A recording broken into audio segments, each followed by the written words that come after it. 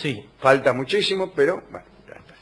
Hablaremos esta noche de algo que ocurrió hace siglos en el Hotel Dieu de París. Esto lo contó Rabelais. Digamos que Rabelais fue un sacerdote, médico y sobre todo un escritor impresionante que vivió hasta mediados del siglo XVI. Hay que leer alguna vez en la vida El Gargantúa y Pantagruel, que es su obra más conocida. Rabelais pertenecía a una familia francesa bastante aristocrática. Y en aquellos años una de las formas de lograr ser una persona culta era pertenecer al clero. Rabelais comenzó siendo monje franciscano, estudió medicina dentro de esas mismas instituciones clericales y a los 30 años dejó los hábitos y comenzó a ejercer como médico. La historia que vamos a contar sobre el Hotel Dieu la rescató él. Fue médico del lugar, porque Hotel Dieu es un hospital. En francés significa residencia de Dios. Es un hospital de fundación antiquísima, que existe todavía en algunas ciudades de Francia. En esos lugares se recibía a los huérfanos, a los indigentes, a los peregrinos, y lo administraba la iglesia. Estas instituciones de caridad se volvieron insuficientes allá en tiempos de Luis XIV, de manera que por un edicto Luis ordenó la creación de un hospital en cada pueblo y ciudad para pobres, enfermos, huérfanos, qué sé yo. Bueno, volvamos a nuestra historia. Hotel de Dieu, indigentes, enfermos, qué sé yo. 1537, el hospital estaba lleno de sifilíticos, leprosos, heridos de guerra, mendigos. El promedio de internados era de unos 150 personas. Los supervisores de la institución eran los 12 cónsules de la ciudad de París. Todos los domingos, varios de ellos se reunían en el Hotel Dieu para hablar con el personal, revisar las cuentas, ver quién se moría, si se incorporaba algún otro, un nuevo enfermo. El personal médico lo formaban un médico general, era el doctor Tollet en aquel entonces, y un cirujano, Jean Ivan, y visitaban a los pacientes 2 veces por día. Muy bien, la administración cotidiana estaba en manos de un procurador, 2 sacerdotes. Había también un escribiente, un panadero, un modisto, una partera, varios sirvientes, un portero, 16 monjas, 2 madres superioras. Las madres tenían responsabilidades administrativas, llevaban los inventarios. Cuando se moría alguno, debían vender las pertenencias del paciente finado y entregar el producto de la venta al hospital. Algunos mercaderes y notarios de la cofradía de la Santa Cruz ayudaban a mantener el lugar, y un cementerio que había también, a cambio del privilegio de ser enterrados allí cuando fuera necesario, es decir, cuando se murieran. Bueno, hasta las procesiones de la ciudad se detenían en el Hotel Dieu, dada la característica trascendente y piadosa de aquel lugar. Hasta aquí llegó el comienzo de la charla. Y ahora viene lo que les quería contar. Durante el siglo XV, la prostitución en Lyon había florecido en habitaciones particulares y en casas de baño. En los primeros decenios del siglo XVI se hicieron esfuerzos para limitar la prostitución y se ordenó a las mujeres que no salieran de los burdeles y que llevaran una cinta para distinguirse. Empezó como una fuerte represión a la prostitución. Los predicadores salieron, ¡oh, qué sé yo!, y obligaban a que las muchachas se arrepintieran. Finalmente se ordenó el cierre de todos los burdeles y casas de baño. ¡Chao! Aquella disposición tremenda hizo que las prostitutas se dispersaran por la ciudad y un número importante de muchachas tomaron la propuesta del arrepentimiento. ¿Veo cómo es esto? Si no se puede, es mejor arrepentirse. ¿Y dónde fueron a arrepentirse? Ingresaron en el Hotel Dieu, como una comunidad de filles repentiers. Se convirtieron en hermanas arrepentidas y se dedicaron a las tareas de cuidar a los pobres y a los enfermos. Tuvieron que abandonar la prostitución medio de prepo y empezaron a trabajar en el Hotel Dieu. Madre Couronne y Madre Hilaire fueron nombradas para gobernar a estas hermanas de procedencia diversa. Estas dos mujeres habían llegado del convento de jóvenes arrepentidas de París, a Lyon. Sus nombres, Madre Corona y Madre Alegre, traducidos, eran el tipo de apodo que recibían en el burdel y que más o menos lo empezaron a sostener en el hospital. Así, entonces, a partir de predicar el arrepentimiento en el Hotel Dieu, empezaron a pasar algunas cosas extrañas. El primer indicio apareció cuando el sacerdote principal del hospital fue encarcelado y multado por haber dejado embarazada a una de las muchachas. Poco más tarde, los cónsules de la ciudad se enteraron de que los vagabundos se trepaban por los muros para visitar a las hermanas.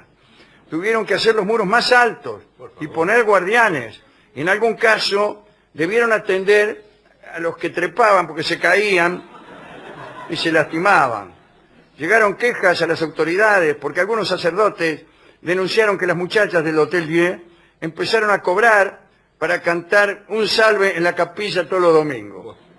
De varias regiones llegaban hombres que se hacían pasar por parientes. 2 veces a la semana un joven llamado George llegaba para ver a Hilaire. Ella decía que era su hermano, aunque resultaba difícil creerle. El tipo era italiano y no sabía una palabra de francés. Dice el cronista, Hilaire y su hermano se atiborraban de tartas y pastas, luego se retiraban al cuarto de ella y corrían las cortinas. Y no eran rezos los que se oían, aunque eventualmente lanzaban alguna palabra que involucraba a Dios. Con el tiempo aparecieron otros muchos supuestos hermanos en el Hotel Dieu. Dice la crónica que todas las arrepentidas parecían tener hermanos que las extrañaban mucho. Algunos de estos hombres llegaban enmascarados. Bueno. Algunos sacerdotes empezaron a aceptar la nueva realidad del Hotel Dieu y traían músicos y había baile. Los mendigos saltaban de contento. A finales de 1541 se ordenó a las madres y a las hermanas que no recibieran a personas en el hospital, a menos que estuvieran gravemente enfermas. O sea, nada de hermanos. Acá en este hospital solamente enfermos. La medida no sirvió. Más visitas. Empezaron a aparecer enfermos. Dice el cronista, llegaron falsos tullidos, hombres con vendajes puestos sobre la más radiante salud. Otros intentaban convencer al portero y a los guardias de que estaban muy mal y representaban desmayos y graves dolores. La malversación del Hotel Dieu terminó de consolidarse cuando aquellos porteros y guardias impidieron la entrada de algunos verdaderos enfermos, porque creían adivinar la lascivia en lugar de la fiebre. Bueno, como no convenía hacer mucho lío, los resultados de una investigación arrojaron el resultado de que se habían producido actos disolutos y deshonestos. Bien, las madres y las hermanas fueron expulsadas, pero se hizo de modo que no hubiera escándalo. Fue durante la noche y se las trasladó a todas de Lyon a París. Cuentan que durante algún tiempo muchos pacientes se acercaban al Hotel Dieu y cuando comprobaban que las circunstancias habían cambiado, se retiraban mejorando rápidamente su salud. Allá por 1545 el Hotel Dieu había vuelto a su normalidad. Volvieron las procesiones que se detenían en la puerta, los inventarios de la ropa de los muertos, los quejidos de los leprosos, y los mendigos volvieron a pedir pan en vez de amor. Es muy posible, dicen los que saben, que cuando Rabelais escribió La Abadía de Thélème, que es un capítulo, se haya basado en lo que sucedió en el Hotel Dieu, ¿no? La Abadía de Thélème era un territorio utópico en el cual hombres y mujeres vivían en el amor libre, entre juegos y lecturas, higiene perfecta y sobre todo risas. A Thélème no podían entrar los hipócritas, los tramposos, ni los corruptos, ni los beatos, ni los retrógrados, ni los ampulosos, ni los papanatas y aguafiestas. La única regla de la abadía de Thélème era, haz lo que quieras. Haz lo que quieras. Esta idea la tomó mucho más tarde aquel que, según un juez, era el hombre más malo del mundo, Aleister Crowley, que era un mago inglés, que fundó una religión llamada Telema, precisamente, cuyo lema principal era este: haz lo que quieras. Rabelais fue perseguido por aquellos cristianos que tenían terminantemente prohibido acceder a su abadía, los de la lista que hemos nombrado, ¿no? Muchos decían que era el baluarte del ateísmo erudito. Bueno, aunque cuando le faltaba poco para morir, se dedicó otra vez a la religión, pero esa es otra historia. Hay que leer Gargantúa y Pantagruel, aunque sea un rato, ¿eh? Es un conjunto de 5 novelas, ahora vienen 2 libros, ¿no?, escritas en el siglo XVI, la historia de 2 gigantes, Gargantúa y su hijo Pantagruel. Lo censuraron mucho, la censura de la Sorbona, ¿no? Publicó, incluso él, el libro en su tiempo, con un anagrama de su nombre, Alcofribas Nacier, que es un anagrama de François Rabelais. Odiaba a Rabelais a la Sorbona. En un capítulo que se llama La educación de Gargantúa, el gigante va a París y allí, intimado por una fea situación en la que se lo acusa de un robo, orina toda la ciudad y la inunda. Se pone a orinar Pantagruel, el agua arrasa París y las gentes gritan unas cosas que no puedo repetir ahora. Es un capítulo extraordinario,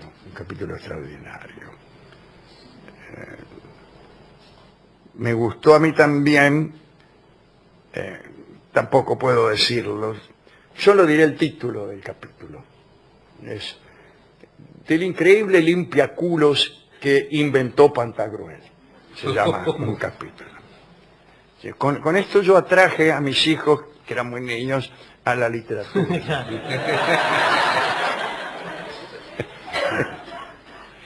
Así que dedicamos esto naturalmente al querido François Rabelais. Hemos ido a la discoteca para ver si tenían alguna cosa acerca del Hotel Dieu, tanto el de París como el de Lyon, como de los 32 que todavía hay en Francia. Y no hay nada. No hay. Esta canción fue compuesta probablemente dentro del Hotel Dieu. Ajá. Y se llama Par moi d'amour. Y escucharemos la versión clásica de Lucien Boyer, que era la novia de Gardel. Adelante.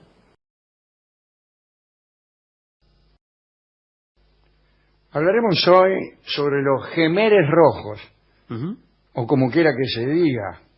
Se usa una K y una H a veces, Ajá. que a mí me enseñó uno una vez que era J. Que se pronuncia J. Que se pronuncia J. O que era J de... No, se pronuncia J. Se pronuncia J.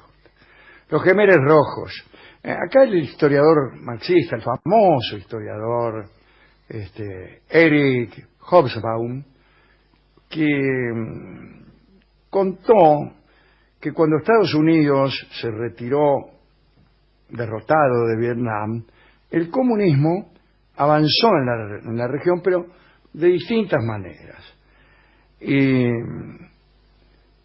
Hobsbawm dice: Camboya, vecina a Vietnam, quedó bajo el liderazgo de los gemeres rojos, una mortífera combinación del maoísmo de café parisino, de su líder, Pol Pot con un campesinado entregado a destruir la civilización de las ciudades.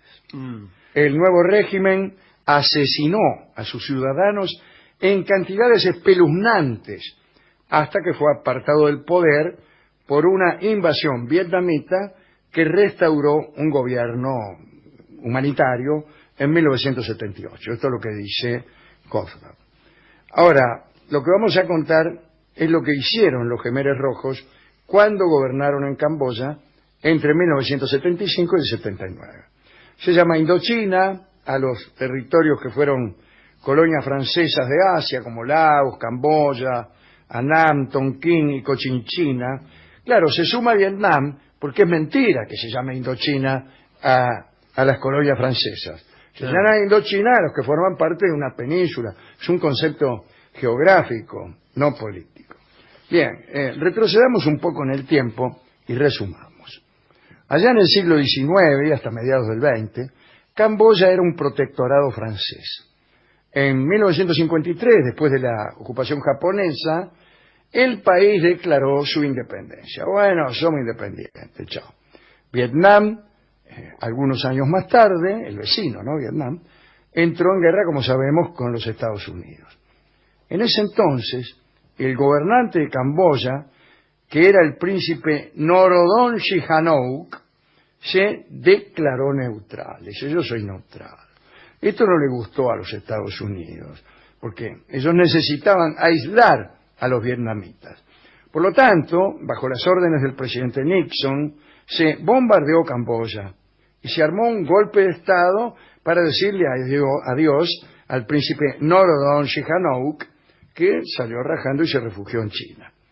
Los bombardeos sobre el norte de Camboya comenzaron en marzo de 1969 y fueron auspiciados por Henry Kissinger.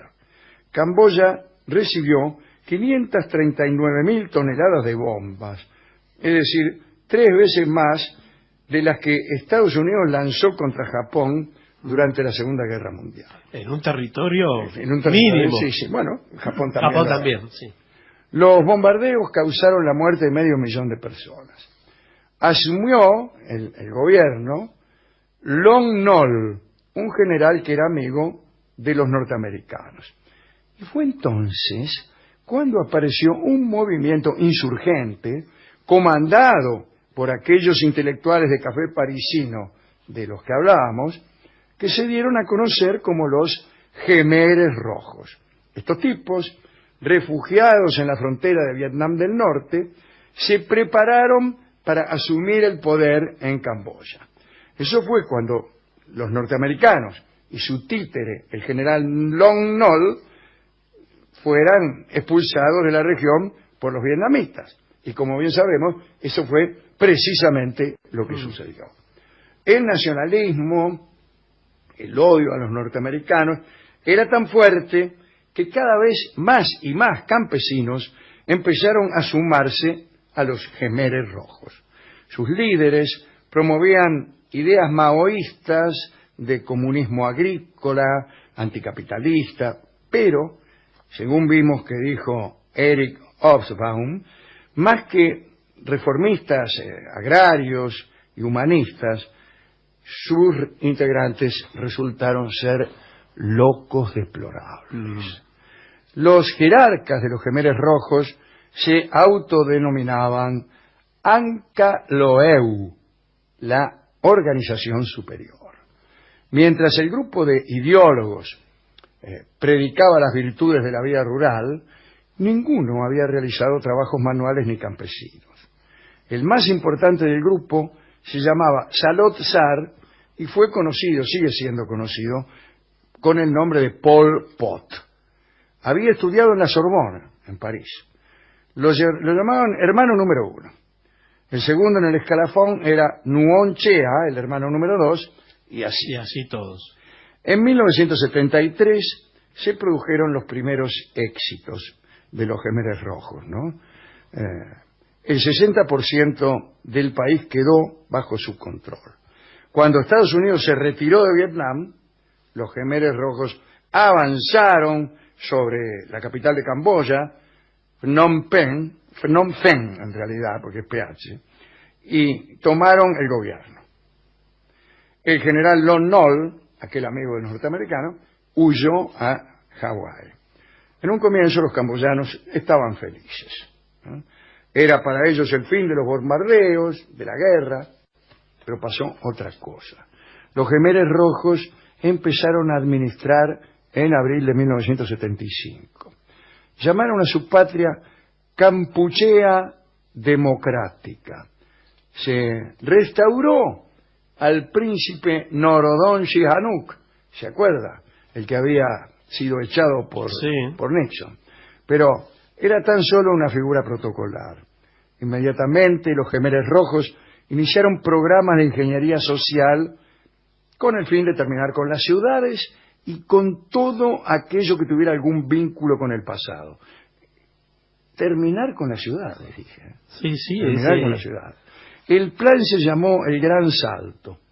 El 17 de abril de 1975, 3 millones de personas vivían en Phnom Penh. Se los empujó a todos al campo. O sea, la idea de terminar con las ciudades era esta. Y además, que fueran todos al campo a cachar giles. Y muy contra natura, digo, forzando el término de contra natura, bueno, ¿no? Pero es raro, ¿no? El término exacto es ingeniería social. Y es lo mismo que ya había hecho Mao en China y que también había hecho en forma gigantesca Stalin, claro, en Rusia. Ahora esa ingeniería social a veces se hace de manera inversa, ¿no? Poblando ciudades, inventándolas. Pero lo central es que es un traslado aún en contra de la voluntad de cada uno de los traslados. Forzado. Bueno, así que los rajaron a todos de los de Phnom Penh. Es Penh, no tiene una F, no tiene una. Es Phnom Penh. Y los rajaron a todos. Y la marcha se inició en un momento tal que fue considerado año cero, declarado por el líder de este muchacho Pol Pot. Todas las ciudades, aldeas y centros urbanos fueron vaciados. Atención, los habitantes procedentes de los principales centros urbanos fueron clasificados como la gente del 17 de abril, es decir, aquellos que antes de esa fecha no se habían unido a las guerrillas o que seguían viviendo en las ciudades. Entonces, según la mentalidad de Pol Pot y de los Khmeres Rojos, estos tipos se habían puesto del lado de Lon Nol y de los Estados Unidos. Claro, así, automáticamente. Así que a estas personas las acusaron de colaboración con los poderes extranjeros, burgueses y enemigos del pueblo. En otro orden de cosas, se abolió la propiedad privada, los derechos civiles y religiosos, para constituir una sociedad perfecta. Primero fueron vaciados todos los hospitales, que guardaban incluso miles de heridos de la guerra de Vietnam. Todo el personal, todos los pacientes, a la calle a punta de pistola. Todos los heridos que había en la ciudad fueron lanzados a la selva, empujando camas, colchones y sueros.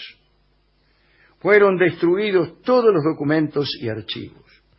Los libros fueron arrojados al río Mekong. Se abolió la moneda y se procedió a incinerar todo el papel moneda corriente. Los automóviles, motos y bicicletas fueron secuestrados y destruidos. Los mecánicos fueron asesinados uno por uno. Los profesionales de la industria, los que hablaban lenguas extranjeras o los que llevaban anteojos, eran considerados contrarios a la causa y fueron ajusticiados. Se otorgó poder militar a los niños. Eran una generación pura que no había sido infectada por ideas capitalistas. Los soldados disparaban cohetes y bazucas sobre las casas en las que advertían alguna actividad, algún movimiento, que eran todas.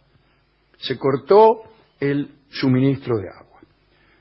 El 23 de abril de 1975 las tropas comenzaron a vaciar todas las ciudades, además de la capital. Los que no tenían movilidad en los hospitales fueron asesinados en sus camas. Es decir, los que no podían salir caminando. Sí. Eso sí, las escuelas y universidades fueron clausuradas, pero reutilizadas como cárceles o centros de interrogación. La normativa de seguridad del centro para los interrogatorios era la siguiente, atención, reglas de interrogatorio. A, responda a lo que se le pide. B, no utilice en absoluto ningún pretexto para debatir o discutir. C, no se haga el tonto ni pretenda que no entiende, porque usted fue lo suficientemente valiente como para oponerse a la causa. D, no grite o llore cuando sea electrocutado. E, siéntese y espere órdenes. Si no hay órdenes, no realice ningún acto.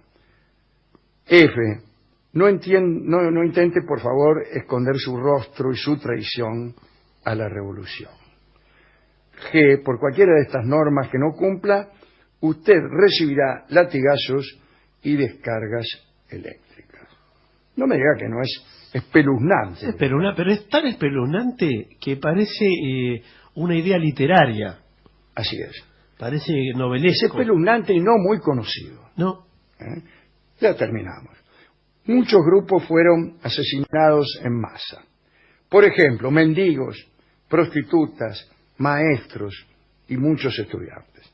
Las familias de los que se consideraban culpables de algo eran liquidadas para impedir venganzas. 3,5 millones de personas de las ciudades y 500.000 de las aldeas habían sido dispersadas por el campo y puestas a trabajar para construir nuevas aldeas.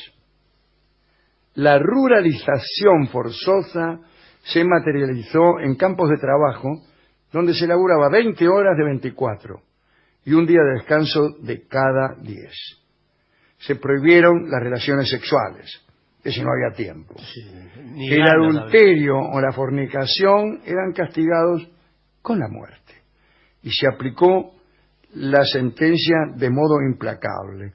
Se prohibía a los miembros de las parejas casadas que mantuviesen conversaciones prolongadas. Se afirmaba que eso era discutir y se castigaba con la muerte a la segunda vez. Se ejecutaba en público y se obligaba a mirar la ejecución sumaria a los parientes. Para que la gente no rajara, tomaron medidas. Instalaron cientos de miles de minas antipersona en las áreas fronterizas con dos fines: evitar la salida de ciudadanos camboyanos y la entrada de invasores. Desde luego esas minas mutilaron a miles y miles de personas. Allá por 1978, los Khmeres Rojos cometieron un error político, que fue provocar a su vecino, a Vietnam. Kampuchea Krom fue una antigua provincia camboyana que había pasado a manos de las vietnamitas en el siglo XIX. Y ahí vivían vietnamitas de etnia Khmer que se sentían camboyanos. Para Pol Pot, la recuperación de dicho territorio era un deber histórico. Y en enero de 1978, Pol Pot se dirigió así a las tropas en la zona oriental: cada camboyano ha de matar 30 vietnamitas con el fin de avanzar hacia la liberación. Y avanzaron sobre esa zona, ¿no? Con esa provocación, imagínense, Vietnam invadió Camboya, ocupó la capital en enero del 79, los jefes khmeres fueron depuestos y fue recién entonces cuando los vietnamitas publicaron imágenes y datos sobre las atrocidades del régimen camboyano. Vietnam fundó la llamada República Popular de Kampuchea, que volvió a ser Camboya en el 89. Pol Pot y varios más huyeron, se fueron a la selva norteña, en la frontera con Tailandia, ¿no? Y allí vivieron metidos en la política de la región hasta hace muy poco. Las guerrillas de Pol Pot y sus khmeres recibieron armamento británico, apoyo estadounidense en su lucha contra los vietnamitas. Sí. Y dice otra vez Hoffman, en uno de los episodios diplomáticos más deprimentes de la historia, Hoffman es un ícono de la crítica de izquierda, ¿no? Y dice, en uno de los episodios más deprimentes de la historia diplomática, Estados Unidos apoyó a los Jemeres Rojos en virtud de su postura antisoviética y antivietnamita. En 1998 murió Pol Pot. Muchos creen que fue envenenado, otros dicen que se suicidó. Estaba preso entre los suyos en la selva, porque parece que había mandado a ejecutar a su viejo camarada Son Sen, junto a su esposa e hijos, convencido de que colaboraban con el gobierno camboyano que lo había depuesto a él, ¿no? Entonces, Tamok, el hermano número 5 y comandante militar de los Jemeres Rojos, ordenó el arresto de Pol Pot, ahí en ese pequeño lugar donde estaban viviendo ya en beligerancia y en resistencia. Ordenó el arresto de Pot, lo metió en cana y quedó ahí hasta que murió en 1998, como hemos dicho, ¿no? En apenas 4 años, entre el 75 y el 79, 2 millones de camboyanos murieron, casi un tercio de la población del país, y el mayor genocidio en escala de la historia, desde luego. Muy impresionante, sí. Hemos querido leer este episodio histórico espeluznante en un programa de humor, porque me parece que se lo conoce poco. Poco, porque en general cuando se habla de Camboya se conoce más la parte, como la final de Camboya y Vietnam, la guerra de Camboya y Vietnam, pero no todo eso, lo anterior. En este momento se están quejando numerosas personas de la embajada correspondiente. Bueno, vamos a hacer una ilustración musical de este relato. No está mal decir que al mundo le falta un tornillo, sí, claro, y escucharlo por Gardel.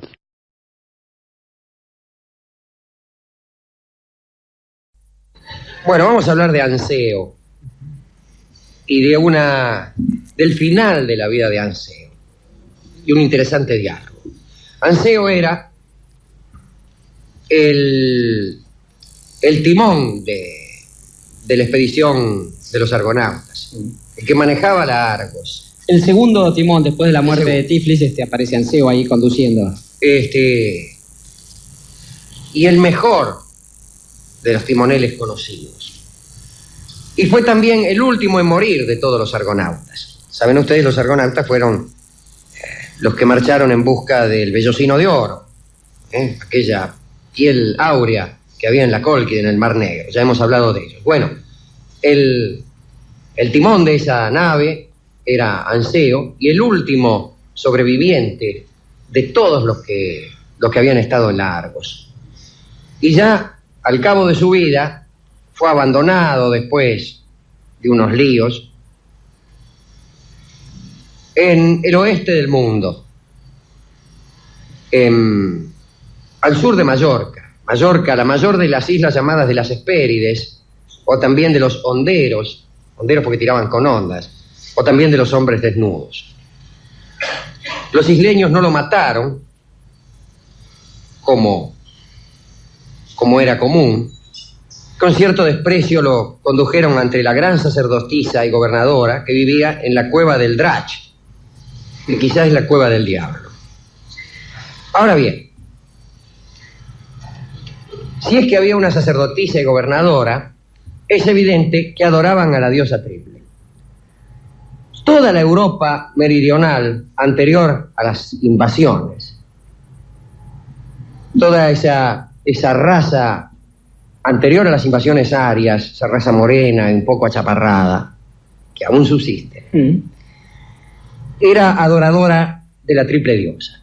No adoraban dioses, adoraban una diosa. Y además tenían una organización matriarcal. Era un matriarcado. La mujer prevalecía sobre el hombre. El que se casaba con una mujer iba a la casa de la mujer a instalarse.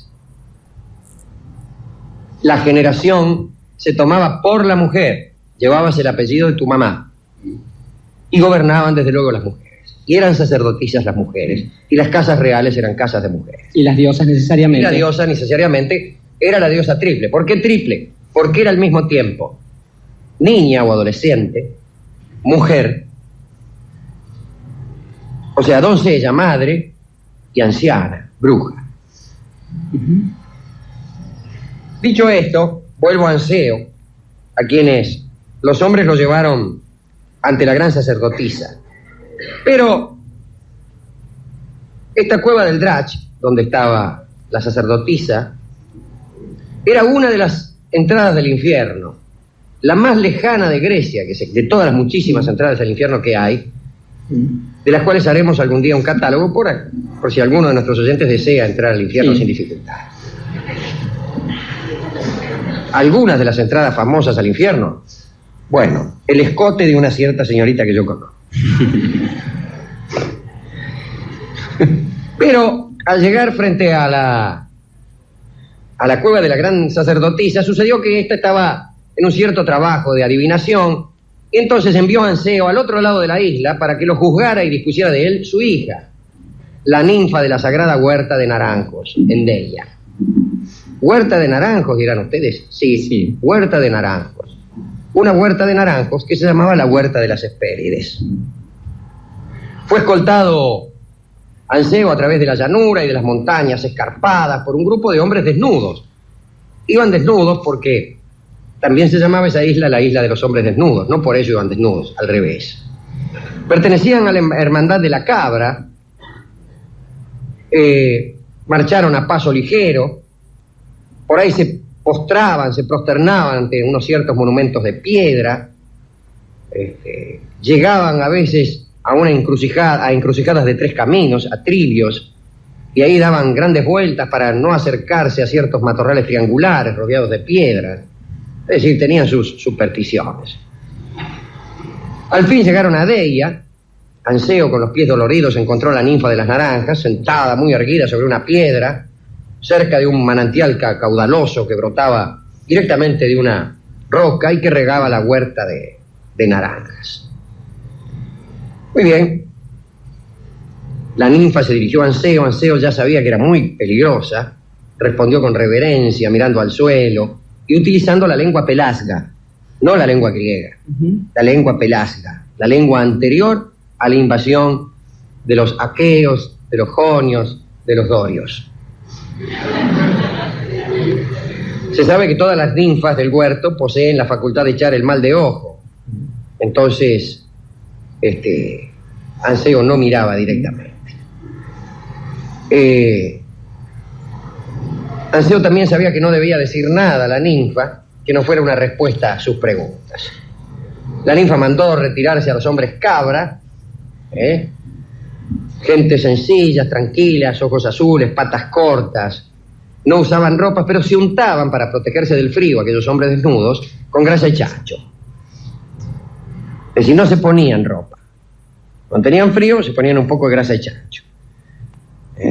Qué linda grasa de chancho, qué bien te queda. Qué elegante, qué fulano. Cualquier grasa de chancho que se ponga, le queda bien.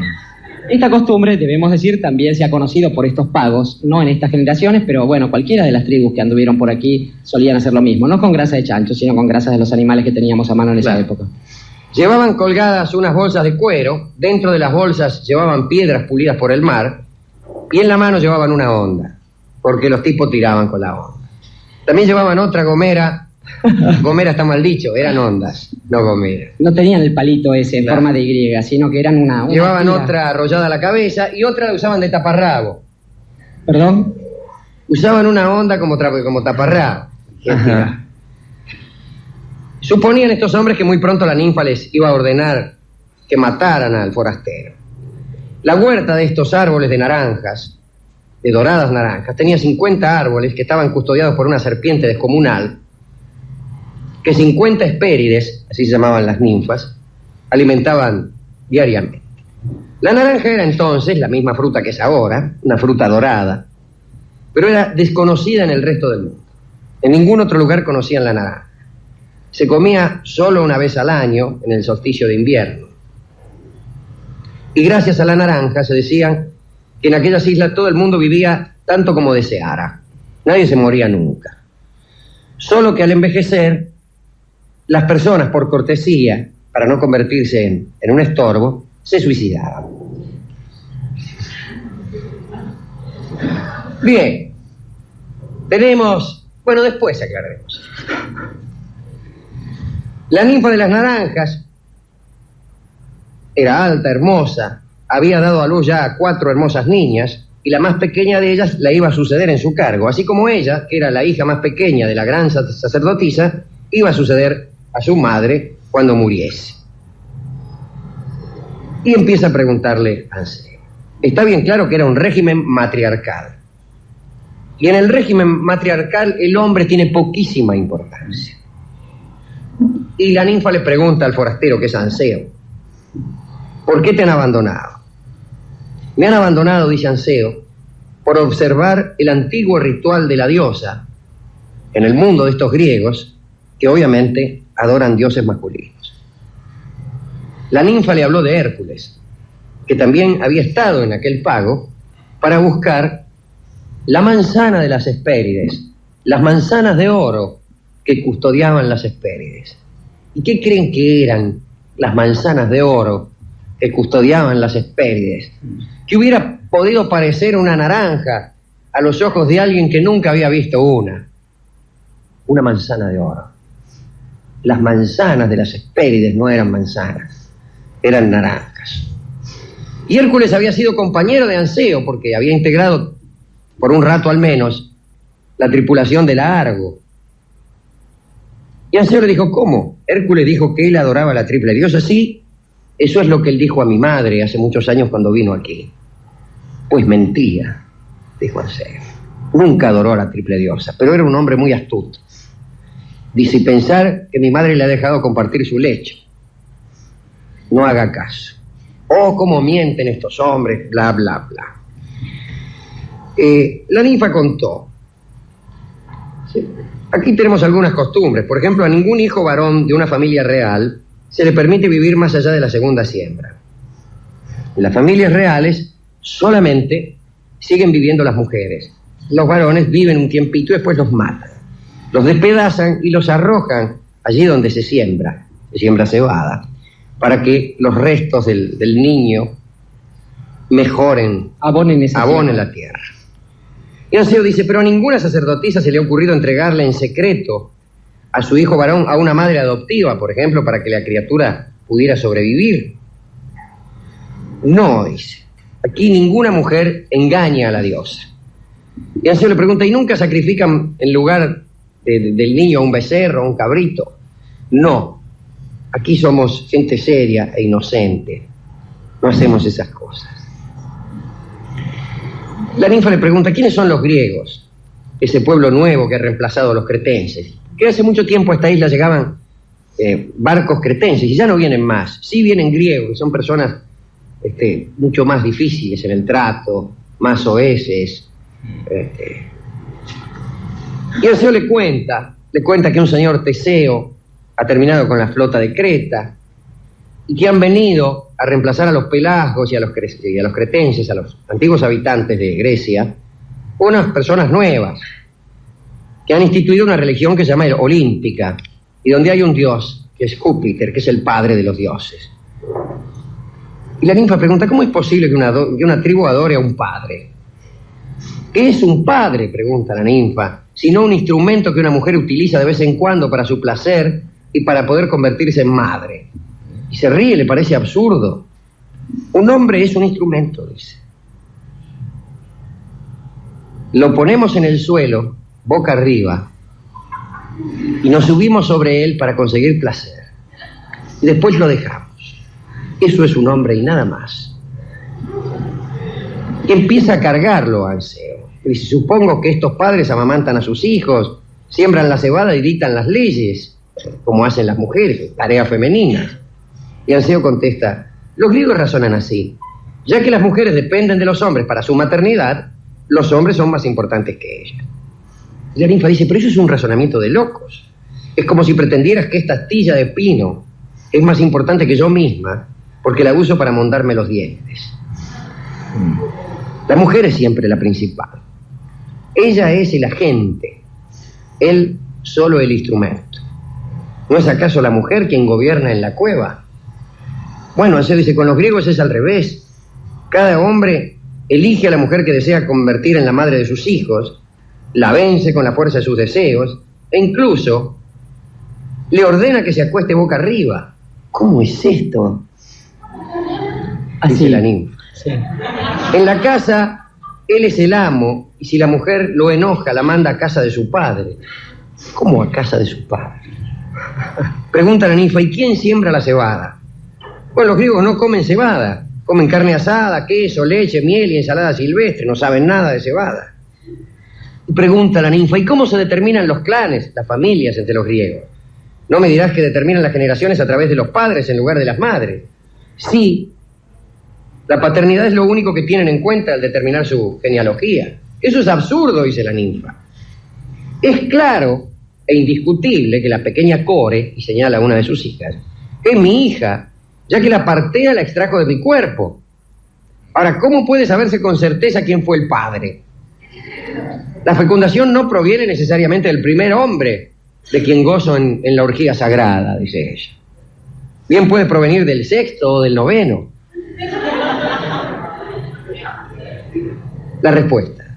Los griegos resuelven esta incertidumbre haciendo que cada hombre elija lo que llaman una esposa. Una mujer a la cual le está prohibido tener por compañero a nadie que no sea él. Entonces, si ella concibe, no puede discutirse la paternidad. La ninfa se agarra la cabeza y dice, no creo que se pueda gobernar y guardar a las mujeres impidiéndole disfrutar de cualquier hombre que les apetezca. ¿Qué sucede, por ejemplo, cuando una mujer se casa con un sujeto feo, viejo y deforme, como tú? Le dice Anseo que ya estaba pelado y encorvado el pobre. Dice Anseo, los griegos profesan que pueden controlar a sus esposas. Claro, dice, a veces no lo consiguen. Y la verdad es que algunas mujeres tienen relaciones secretas con otros hombres. Y entonces su esposo se pone celoso e intenta matarlos a los dos. Y si los dos hombres son reyes, llevan a sus pueblos a la guerra y hay un gran derramamiento de sangre. La ninfa echó sus cuentas allá entre sí. Le pidió que hablara de Teseo, de Dédalo, el inventor que hacía muñecas con movimiento. Pero mientras lo escuchaba, hizo una señal secreta a los hombres cabra, a los hombres desnudos, para que se llevaran a Anseo fuera de su vista y después lo mataran con sus ondas. Un hombre que podía contar historias tan perturbadoras no debía seguir con vida en la isla ni un momento más. Y así murió Anseo, en aquella isla donde lo que para nosotros es moneda corriente era inconcebible.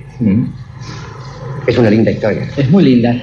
Una bella historia. Antes de pasar a las dedicatorias, Alejandro, me gustaría compartir con la gente algo que hablábamos con usted en la noche de ayer, cuando un amigo nuestro derramó una especie de descripción de lo más graciosa, que es de este mismo orden. Este amigo nuestro, la persona que comparte varios días con nosotros a la semana, estaba hablando muy bien de una mujer y decía, esa mujer era fantástica, porque tenía belleza, tenía palabra, tenía inteligencia. Vamos, esa mujer era un macho.